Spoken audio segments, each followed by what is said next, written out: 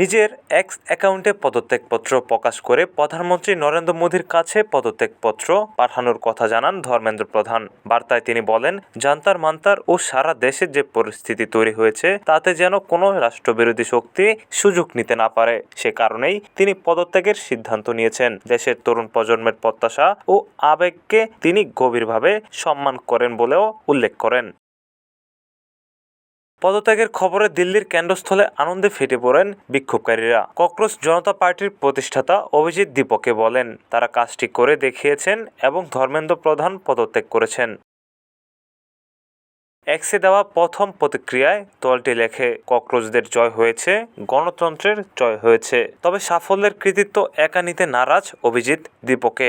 জান্তার মান্তারে দাঁড়িয়ে তিনি বলেন, ধর্মেন্দ্র প্রধানের পদত্যাগে যেন তাকে নায়ক বানানো না হয়, কারণ একজন ব্যক্তিকে নায়ক বানানোর ভুলেই দেশের এত ক্ষতি হয়েছে।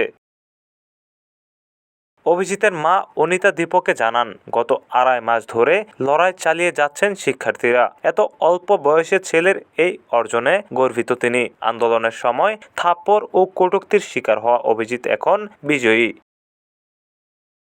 জাতীয় মেডিকেল ভর্তি সহ কয়েকটি প্রতিযোগিতামূলক পরীক্ষার প্রশ্নপত্র ফাঁসের অভিযোগ থেকে শুরু হওয়া এই আন্দোলনে ক্ষতিগ্রস্ত হয়েছে প্রায় 20 লাখ শিক্ষার্থী। এই প্রশ্ন ফাঁসের সঙ্গে একাধিক শিক্ষার্থীর আত্মহননের ঘটনাও জড়িত বলে অভিযোগ রয়েছে।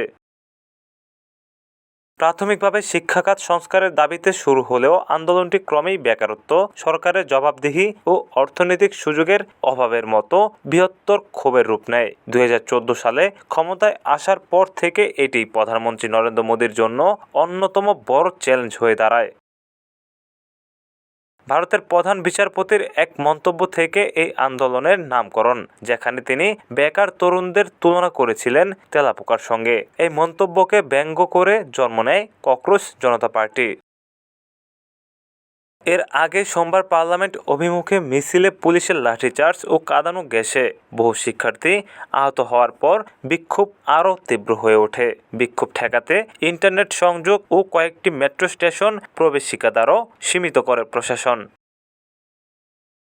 57 বছর বয়সী ধর্মেন্দ্র প্রধান প্রধানমন্ত্রী নরেন্দ্র মোদীর দল বিজেপির একজন জ্যেষ্ঠ নেতা এবং দলের উদীয়মান মুখ হিসেবেই পরিচিত ছিলেন এতদিন। ATV USA international desk. ATV USA, বিশ্বজুড়ে বাঙালিয়ানা।